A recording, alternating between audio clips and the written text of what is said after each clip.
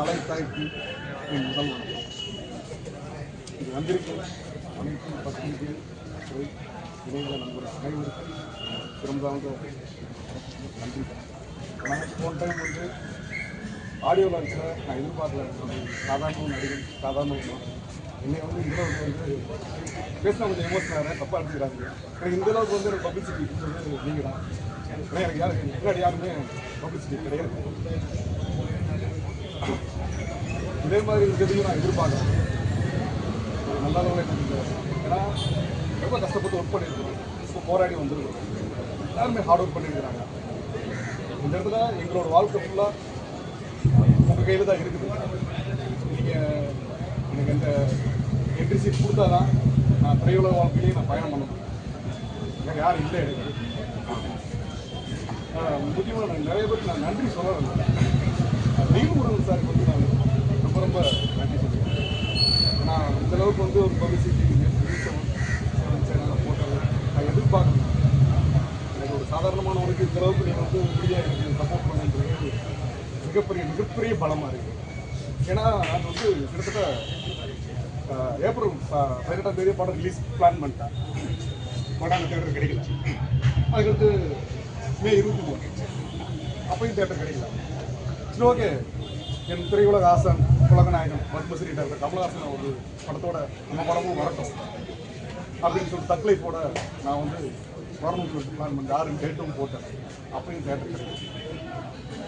எனக்கு நான் ரொம்ப கஷ்டப்பட்டு எல்லா இடத்துலையும் வந்திருக்கிறேன். தேட்டர் கிடைக்கல. நான் என்ன பண்ணுறதுன்னு எனக்கு தெரியல. எனக்கு 6ஆம் தேதி நான் ரிலீஸ்க்கு எல்லாமே பிளான் பண்ணிட்டேன். எல்லாமே பண்ணிட்டேன். நான் எப்படி எங்கே போனாலும் தேட்டர் பிளாக் பண்ணி வச்சுருக்கிறாங்க. அது ஏன் அப்போ இப்படி நாங்கள் ரிலீஸ் பண்ணுறது? அவங்க படமும் வரட்டும், நான் வேணான்னு சொல்லலை. என் தலைவன் படம் உலகநாயகன் கமலஹாசன் படம் வரும்போது என் படம் வரும். நான் ரசிகன், 36 வருஷமாக தீவிர ரசிகன். சின்ன வயசுல விவரம் தெரிஞ்சிலிருந்து அவரை மட்டும் கமல் என்ற 3 வார்த்தையை மட்டும் நான் சுவாசிச்சுட்டு இருக்கேன். நீங்கள் நம்புவீங்களான்னு தெரியல. நான் 36 வருஷமாக சின்ன வெற்றி விழா படம் வந்ததுலேருந்து அவர் போஸ்டரில் காலில் எழுந்திரிச்சு முடிச்சுட்டு தான் நான் தூங்குவேன்.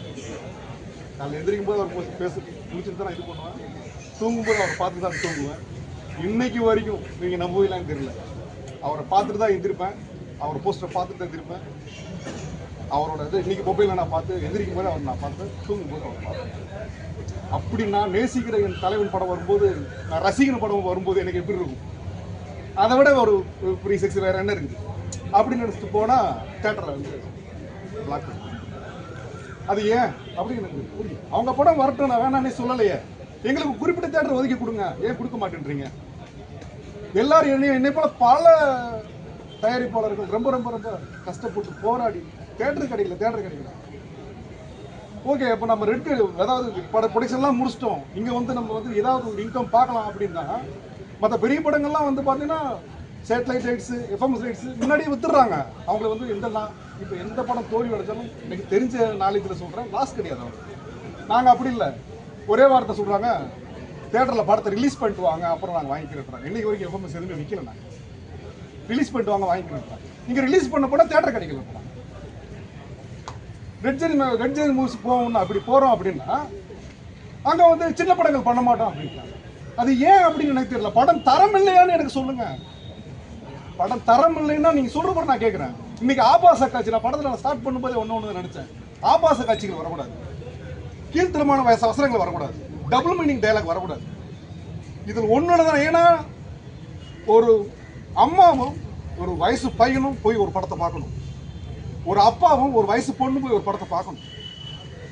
அவங்க ஒரு விரசம் இல்லாமல், ஒரு ஆபாசம் இல்லாமல் அவங்க ரசித்து சிரிக்கணும் அந்த படத்தை. இப்போ எப்படி இருக்குது இந்த படங்கள்? உட்கார பார்க்க முடியுதா?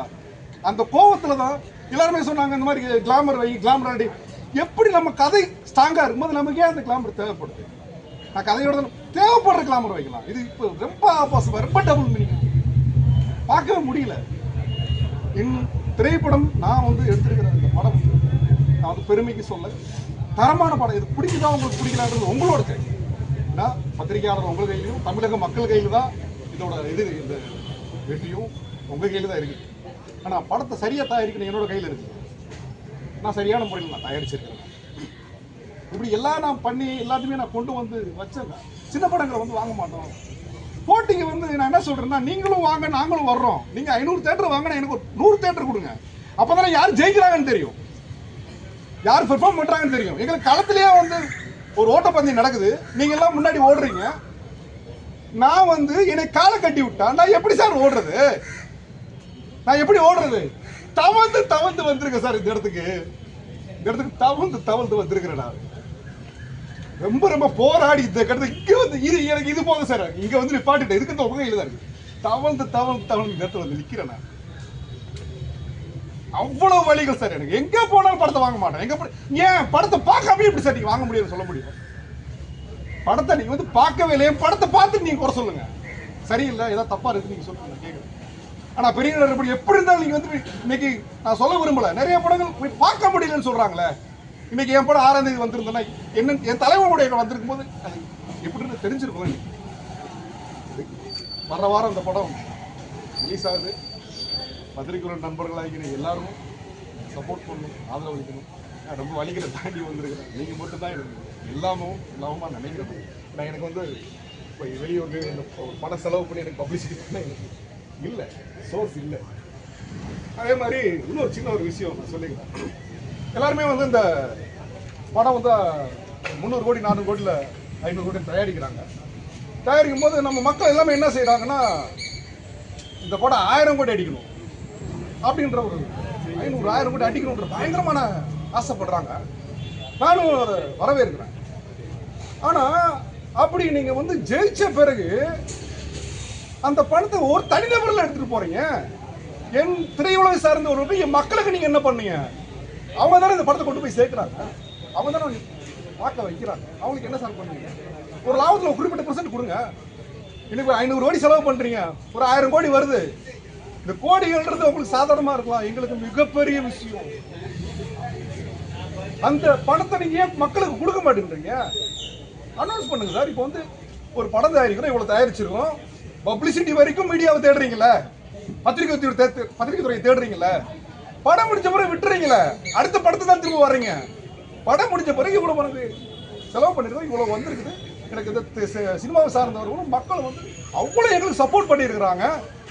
இதான் கொடுப்போம், அள்ளி கொடுப்போம். 200 கோடி கொடுக்கலாம், என்ன கெட்டு போக போகுது? டக்குனு ஒரு படம் வந்தா ஒரு 100 கோடி 200 கோடி ஏன்? எதுக்கு? மக்களுக்கு நீங்க என்ன பண்ணீங்க? சினிமா துறைக்கு நீங்க என்ன பண்ணீங்க? நீங்க இதை பண்ணாலே நாடு ஆட்டோமேட்டிக் நல்லா இருக்கும். அதான் மிகப்பெரிய வார்த்தைகள் ஏதாவது பேசியிருந்தா நீங்க தப்பா எடுத்துக்கிட்டாங்க. எனக்கு மனசுல வழிகளை தான் நான் சொல்றேன். நான் நீங்க எல்லாரும் எனக்கு சப்போர்ட் பண்ணி நல்லபடியாக கொண்டு வரணும் அந்த படத்தை.